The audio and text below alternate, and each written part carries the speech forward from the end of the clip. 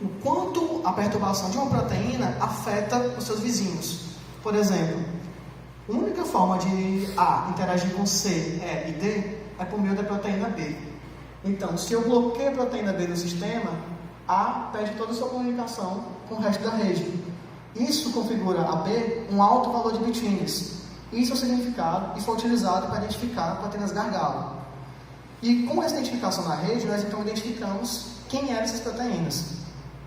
Com isso, com essa metodologia aplicada, nós geramos uma rede base que está representada aqui. Essa rede foi obtida do string e montada no Cytoscape. Então, nós temos aqui 1.342 proteínas e 11.719 arestas. Lembrando que esses dados têm alta qualidade, então isso não são todas as proteínas do banco, são aquelas que nós identificamos como de maior evidência de dados. E aqui nós temos o componente principal dessa rede, ou seja, proteínas que tinham somente 3 ou 4 interações que não se conectavam ao resto da rede, não estão presentes aqui, somente o componente principal. Com esse componente principal, após a sua geração, foram localizados os dados que nós queremos integrar à rede. O primeiro dado encontrado foram os nutracêuticos, que, por meio da similaridade de sequências e aquele processamento, nós identificamos 65 nutracêuticos. Esses 65, nós classificamos eles bioquimicamente como lipídios, aminoácidos, vitaminas, sais minerais e outros. Vale lembrar aqui, vale perceber que a grande diferença de predominância, inclusive, de vitaminas e aminoácidos.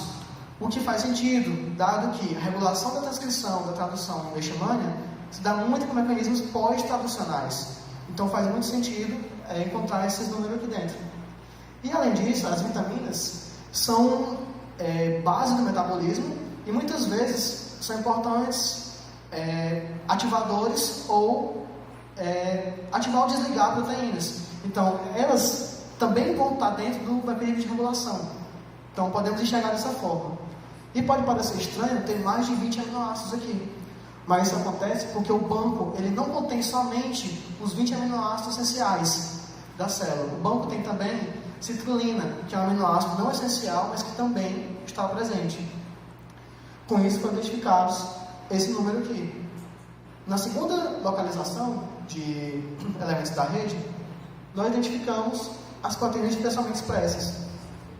Considerando as proteínas da rede, que são 1.342, nós comparamos então com o banco de transcritos, que apresenta 1.070 diferencialmente expressas no parasito.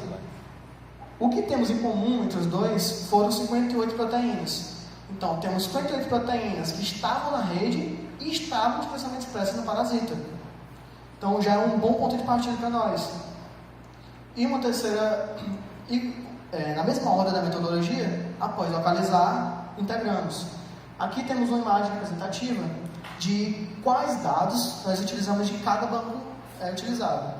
Por exemplo, quase 1 milhão de interações do string foram triadas, o proteoma completo do parasita, do UltraIntecDB, quase 7 mil transcritos com valor de expressão associados, sejam eles diferencialmente expressos no resistente ou não, e os alvos moleculares do Drug Bank que apresentam nutracêuticos associados a eles.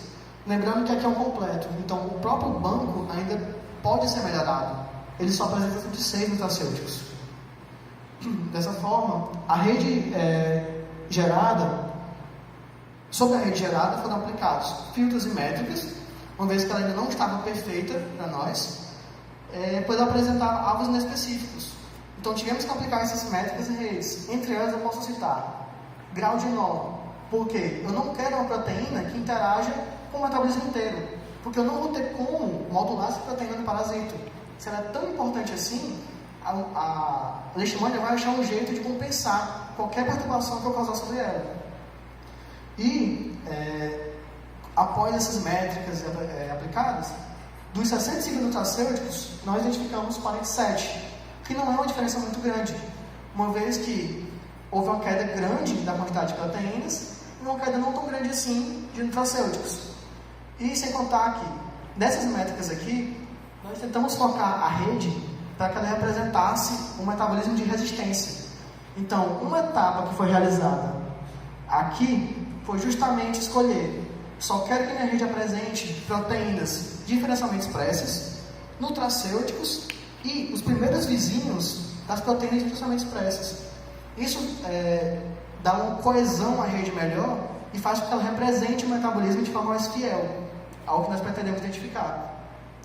Então, com isso, diminuiu o número de nutracêuticos, mas se manteve essa proporção, exceto as vitaminas, o que é esperado, uma vez que vitaminas apresentam um efeito em todo o metabolismo. Então, se eu começo a filtrar elas pela quantidade de interações, automaticamente é esperado que algumas vitaminas saiam da rede, pois elas são muito plásticas dentro proteínas promíscuas dentro da rede. E uma segunda localização de dados, nós temos justamente a expressão dos transcritos, onde nosso banco inicial ele tinha quase 7.000 transcritos e em torno de 1.000 transcritos diferencialmente expressos sobre o fenótipo de resistência. E após a integração na rede, a rede apresentou 558 proteínas, das quais 47 estavam diferencialmente expressas no parasita, o que é quase 10% da presença da rede composta desse tipo de proteína, que é um valor alto. E após essa localização de dados, foi gerada a rede completa. Essa rede completa apresenta toda a informação identificada, localizada e estilizada no Cytoscape. Então, por exemplo, em verde, nós temos as proteínas que estão super expressas no parasita resistente, ou seja, elas devem ser importantes para a fuga da leishmania contra o fármaco. Ou seja, ele vai aumentar a proteína dentro da célula para fugir do efeito do fármaco. Em vermelho, proteínas subexpressas. No raciocínio oposto, elas estão subexpressas porque são prejudiciais para a leishmania sob aquele fenótipo, sob aquele estresse ambiental.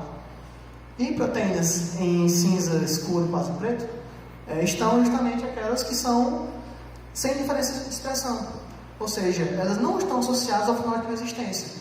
Então, no nosso caso, não seria tão interessante partir para elas, por exemplo. E em cinza claro, nós temos as que não têm valor de expressão associado.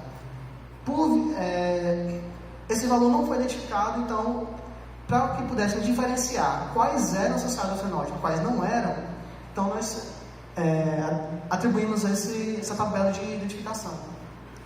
Em triângulos aqui na rede, que não está muito fácil de ver, mas temos aqui os nutracêuticos da rede, que foram identificados naquela primeira etapa. Então, em roxo, nós vamos ter relações entre proteínas, relação proteína-proteína, e em azul, interações proteína-nutracêutico. Então, eu vou dizer, não sei muito bem que proteína é essa, às vezes, mas sei que ela está interagindo com essa outra, que é irrelevante para o metabolismo do parasita. Esse é o tipo de informação que essa rede dá. E eu coloquei aqui também uma tabela semelhante à rede base, onde eu não tenho mais as 1.400 proteínas, eu tenho 605. Por quê? Eu já fiz um filtro para tentar fazer com que a rede representasse o fenótipo de resistência. Então, é uma rede mais específica do que o proteoma completo do parasita.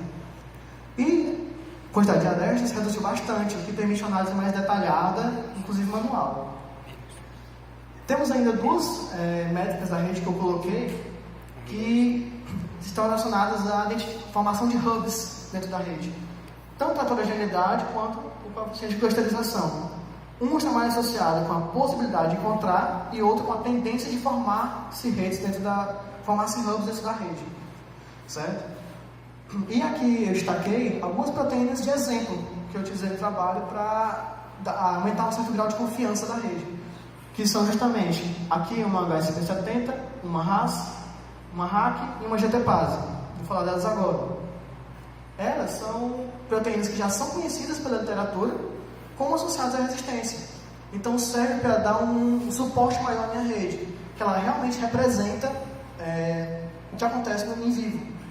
Então, a RAS, que é representada aqui, é uma proteína gargalo, identificada, e faz parte da subfamília de GTPases, que é responsável basicamente como interruptor celular. Ele ativa e desativa proteínas. É uma função muito genérica. A RAC é uma serina trimina fosfatase, então, muito associada com os aminoácidos, o que faz sentido, considerando a tabela que a gente encontrou antes, com alto valor de aminoácidos, e também está associada à resistência. Só que, diferente das outras, ela não está no nosso banco multiplexamente expressa, mas ainda assim tem artigos mostrando que ela é relevante para o fenótipo, que é um ponto a mais. Uma terceira proteína, que são as GTPases, as GTP Binding Protein, é uma nomenclatura do próprio banco, que eu, sinceramente, achei genérica. Não te dá muita informação sobre o que ela faz, mas já se sabe que é associada à resistência a fármacos, esse mecanismo esse padrão metabólico. E o quarto, que eu achei mais interessante, é justamente a Heat Shock Protein, que é uma família de proteínas chaperonas, que a função delas é justamente garantir o enovelamento correto de uma proteína. Então, à medida que a proteína sai do ribossomo, as heat shock proteins se ligam a elas e garantem o enovelamento correto. E vale perceber que ela está subexpressa aqui.